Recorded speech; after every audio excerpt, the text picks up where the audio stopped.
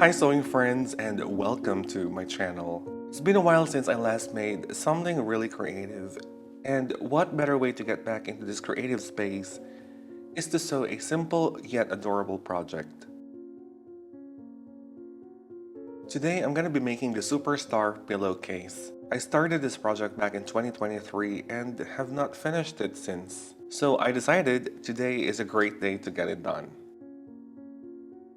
And as you can see, I did cut some of the pieces years ago, so today is going to be easier, less on the cutting, more into sewing. This pattern right here came out along with a quilt top called Nebula. It's a magnificent quilt design, and fortunately, I already finished the quilt top years ago. As with any other projects, I started reading the pattern instructions and familiarizing myself once again how cutting and quilting works. This pattern came with two booklets, one for the Quilting Basics Guide as well as the quilt sewing instructions. Once I figured out what to do, I then proceeded to prepare the fabric and the pieces needed to finish this project.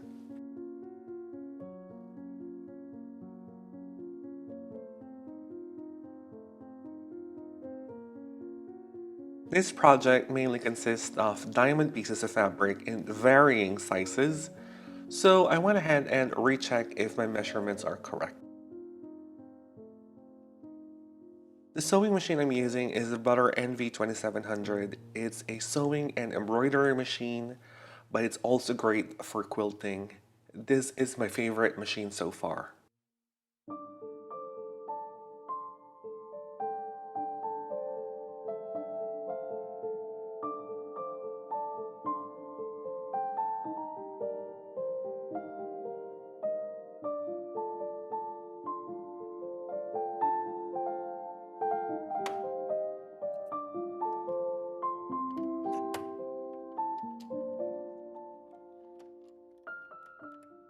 Then I went ahead and laid out all the fabric pieces to be sewn together. This is a very relaxing process and makes me slow down and think creatively.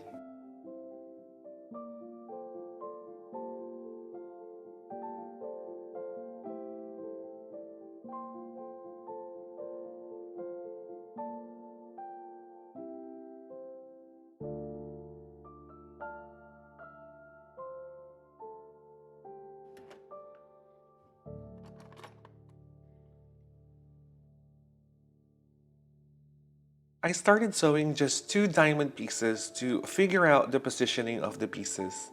And as you can see, I kind of got confused why these two pieces aren't matching up. So I did another one, and luckily the first one can be used for another diamond section.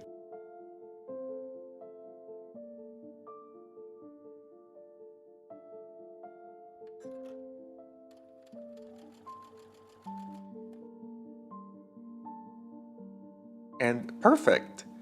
I did it correctly this time.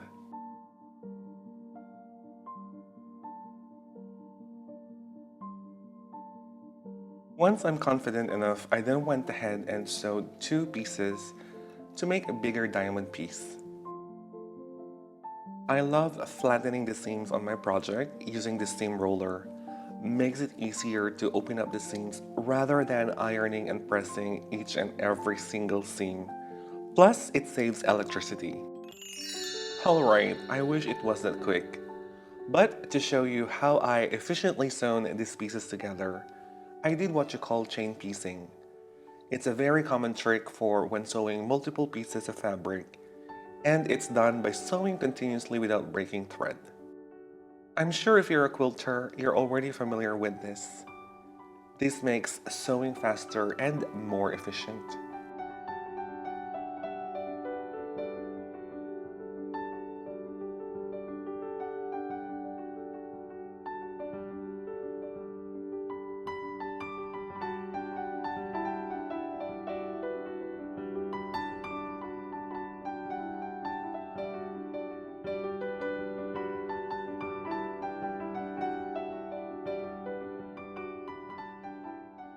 Then I cut the threads on each of the pieces and rolled the seams flat and decided that it's now time to give them a good press using an iron. Because I'm a responsible sewer.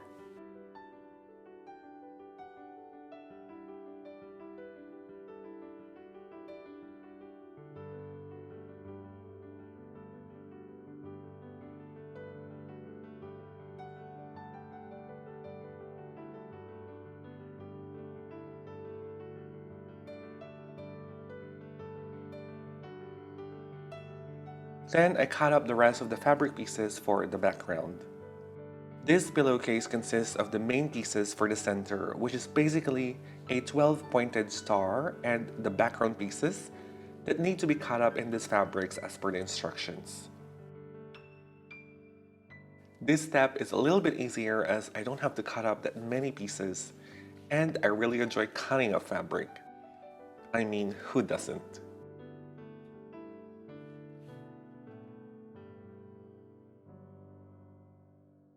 Once that's done, I now have some diamond pieces in 3 different colored fabrics, some cute little triangles, and the backing and the pillowcase back fabric.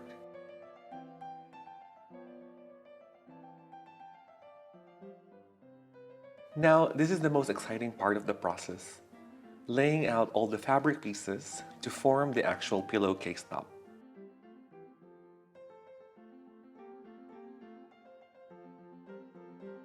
I'm really not following any rules or instructions here. I'm just basically laying out all the centerpieces as per my preference, but I did follow the instructions for the background pieces. And it amazes me how the pillowcase top is coming along together really nicely.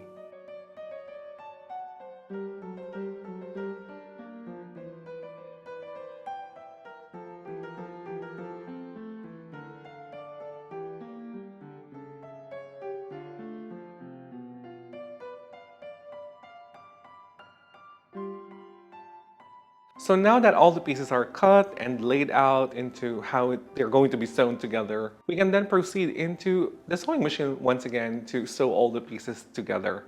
And it looks confusing. It's like you don't know where to begin sewing. But the booklet is very comprehensive. It tells you which section to start with. I can just sew one section all together and then take it from there.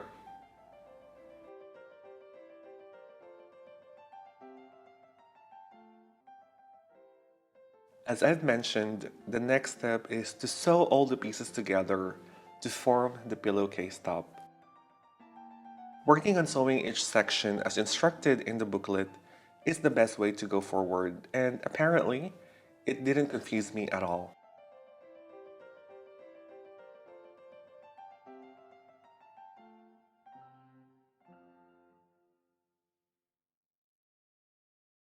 Before I began sewing the larger sections, I went and pressed all the seams in each block piece so it's easier to sew, and it makes it look finished and properly made.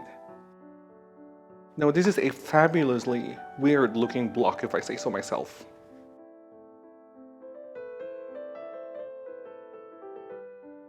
At first, I thought this was going to be a quick project, but I underestimated myself. But the great thing is, I get to refresh myself once again how my sewing machine works, and how to use it and how to properly line up the seams when sewing. Because I am not kidding when I said I haven't sewn anything in the last 3 years. I even forgot how to thread my sewing machine. Can you believe that? So another great thing about this project is you get instant confetti. I shouldn't have done that. Now I'm gonna have to vacuum. Alright, back to sewing. I proceeded to sew the last of the seams for the pillowcase top and trimmed it down to the size based on the instructions booklet.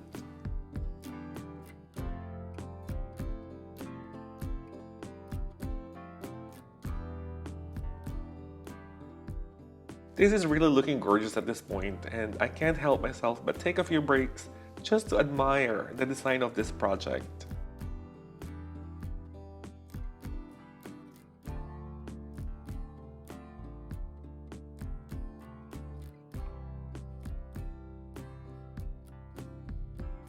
I have also cut up the backing fabric, which will be used for the back of the pillowcase top to hide the seams and the raw edges, and the pillowcase back using this fabric. Since I don't have enough big fabric, I decided to cut 2 pieces and sew them together in the middle to create one big piece of fabric, and trimmed it down to size.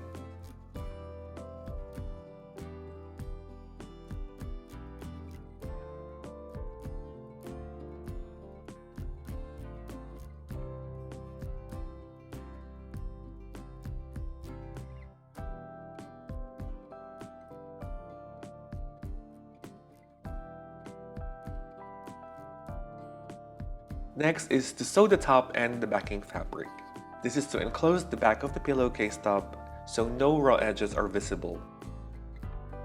Also, I have secured the backing fabric to the pillowcase top by stitching in the ditch like so, which means this will be treated as one fabric piece.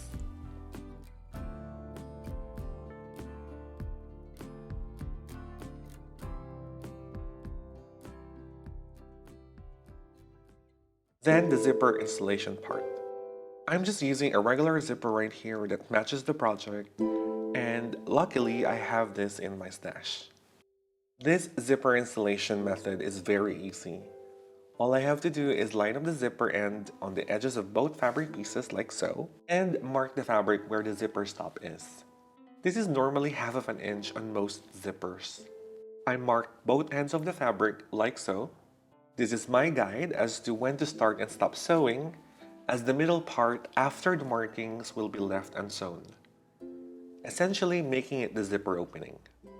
So with the right sides together, I've sewn the pieces only from the markings and reinforcing the seam with back stitches.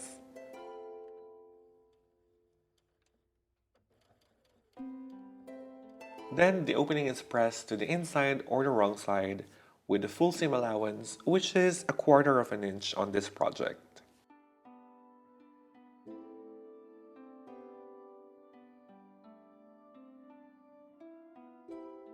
Next is to position the zipper to the wrong side of the fabric, aligning the zipper teeth in between the folded edge of the front and back pieces, just like so. I also pinned both ends of the zipper to secure it in place so that it doesn't move when I flip the fabric.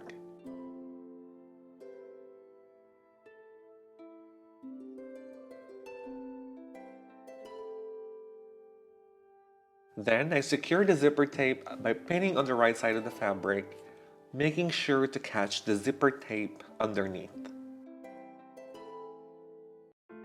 To fully attach the zipper, I top stitch about 1/8 of an inch from the folded edge of the fabric, making sure not to sew the zipper teeth.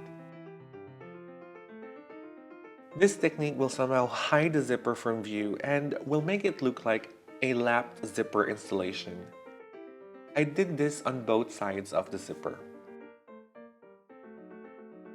If you want to know more about the zipper installation method, please do comment and I will be more than happy to share it with you. Also, I would love to hear your thoughts about this project and find out if you're already using the same technique.